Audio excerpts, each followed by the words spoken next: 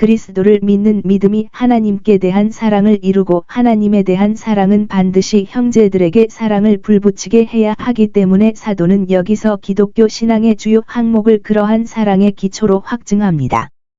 여기 그는 하나님의 사랑을 대표하는 기독교의 기본 조항을 선포합니다. 아버지께서 아들을 세상의 구주로 보내신 것을 우리가 보았고 또 증언하노니. 14절. 주 예수와 하나님의 관계. 그는 아버지의 아들이시며 다른 누구도 아닌 아들이시며 아버지와 함께 하나님이 되십니다.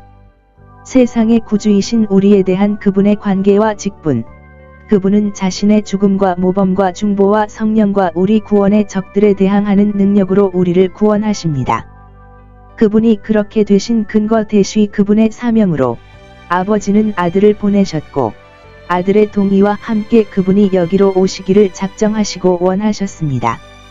이것에 대한 사도의 확신 대시 그와 그의 형제들은 그것을 보았다. 그들은 인간의 본성과 그의 거룩한 행실과 행적에서 하나님의 아들을 보았고 산 위의 변형, 죽음, 죽은 자 가운데서 부활, 하늘로의 왕의 승천. 그들은 그를 보고 그가 아버지의 독생자요 은혜와 진리가 충만한 자로 만족하였다. 5. 이러한 증거에 따라 이에 대한 사도의 증언. 우리가 보았고 또 증거하노니 이 진리에 중한 것이 우리로 하여금 그것을 증거하게 하였으니 세상의 구원이 그 위에 있느니라. 진리의 증거는 우리로 하여금 증언하라. 우리의 눈과 귀와 손이 이 일의 증인이 되었느니라. 그 위에 이 진리의 무게 때문에 우리는 그것을 증언해야 합니다. 세상의 구원이 그 위에 있습니다. 진리의 증거는 우리가 그것을 증언할 것을 보증합니다. 우리의 눈과 귀와 손이 이를 목격하였느니라. 이 진리의 무게 때문에 우리는 그것을 증언해야 합니다. 세상의 구원이 그 위에 있습니다. 진리의 증거는 우리가 그것을 증언할 것을 보증합니다. 우리의 눈과 귀와 손이 이를 목격하였느니라. 사도는 누구든지 예수를 하나님의 아들이라 시인하면 하나님이 저 안에 거하시고 저도 하나님 안에 거하나니. 15절. 라는 진리를 정당하게 인정하는 데 수반되는 탁월함 또는 탁월한 특권을 말합니다. 마음을 그것의 기초로 삼고 입으로 하나님과 그리스도의 영광을 인정하며 세상의 아첨이나 눈살을 찌푸리는 것과 반대되는 삶과 행동으로 고백합니다. 그러므로 누구든지 예수를 주로 말하지 아니하고는 성령으로 말미암고 성령의 외적 증거와 내적 역사로 말미암지니라. 고전 12. 3. 이와 같이 그리스도와 그 안에 계신 하나님을 고백하는 사람은 하나님의 영으로 부요하게 되거나 하나님의 영을 소유하고 하나님에 대한 만족스러운 지식과 그분에 대한 훨씬 더 거룩한 즐거움을 갖게 됩니다. 그 다음에 사도는 거룩한 사랑을 불러일으키기 위해 이것을 적용합니다. 이와 같이 하나님의 사랑은 그리스도 예수 안에서 보이고 발휘됩니다. 그리하여 우리는 하나님이 우리에게 가지신 사랑을 알고 믿었다. 16절. 우리의 계시된 믿음의 조항은 신성한 사랑에 관한 많은 조항에 불과합니다. 주 그리스도의 역사는 우리를 향한 하나님의 사랑의 역사입니다. 그의 아들 안에서 그리고 그의 아들과의 모든 거래는 우리에 대한 그의 사랑의 증거에 지나지 않으며 우리를 하나님의 사랑으로 나아가게 하는 수단이었습니다. 하나님은 그리스도 안에 계시사 세상을 자기와 화목하게 하셨습니다. 고후 5시 19분. 따라서 우리는 배울 수 있습니다. 하나님은 사랑이시다. 16절. 그는 본질적인 무한한 사랑입니다. 그분은 이 세상에 우리에 대해 비할 데 없이 이해할 수 없는 사랑을 가지고 계시며 사랑하는 아들의 사명과 중재를 통해 이를 보여주셨습니다. 하나님의 사랑이 우리를 위하여 그 자신의 영원하신 아들을 주실 정도로 이상하고 설명할 수 없는 것이라는 것은 기독교 계시에 대한 큰 반대이자 편견입니다. 많은 사람들이 아들의 영원성과 신성에 대해 선입견을 갖고 있는데 우리를 위해 그처럼 위대한 분을 주신 것입니다. 나는 고백하건대 그것은 신비하고 헤아릴 수 없다. 그러나 그리스도 안에는 측량할 수 없는 풍성이 있습니다.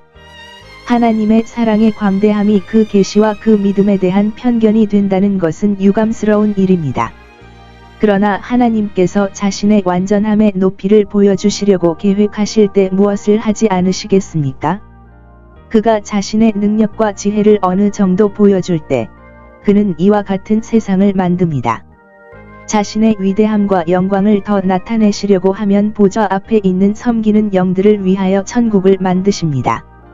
그가 자신의 사랑을 나타내려고 계획하고 자신의 최고의 사랑을 나타내려고 계획하거나 그 자신이 사랑이거나 그 사랑이 그의 무한한 본성에 가장 밝고 사랑스럽고 초월적이고 작동하는 탁월함 중 하나라고 그가 계획할 때 그가 하지 않을 것은 무엇입니까?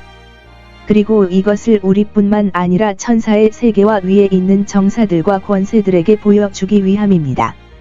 영원토록 높은 권능. 그러면 하나님께서 무엇을 하지 않으시겠습니까? 그러면 분명히 우리를 위해 영원한 아들을 주신 그의 사랑, 내가 그렇게 부를 수 있다면 의 계획과 웅장함과 임신에 더 잘 어울릴 것입니다.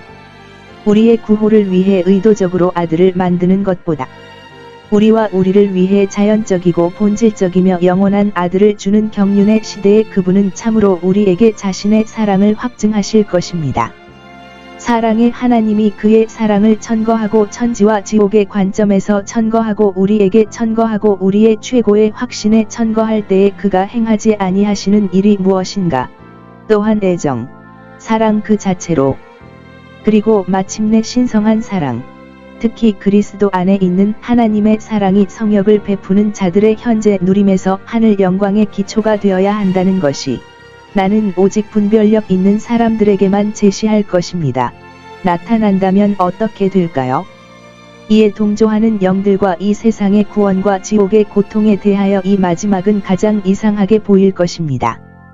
그러나 만일 거기에서 하나님이 자신의 법과 정보와 사랑과 영광을 옹호하심에 있어서 자신에 대한 사랑이실 뿐 아니라 저주받은 자들이 그렇게 되거나 그렇게 벌을 받는다는 것이 나타난다면 어떨까요?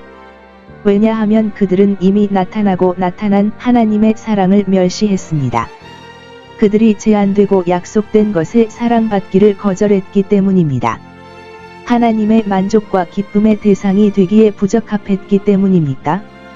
저주받은 자의 양심이 이러한 일들에 대해 그들을 비난하고 특히 신성한 사랑의 가장 높은 사례를 거부한다고 비난한다면, 그리고 지성 있는 창조물의 가장 큰 부분이 신성한 사랑의 가장 높은 사례를 통해 영원히 축복을 받아야 한다면, 하나님의 모든 창조물에 새겨질 만하도다.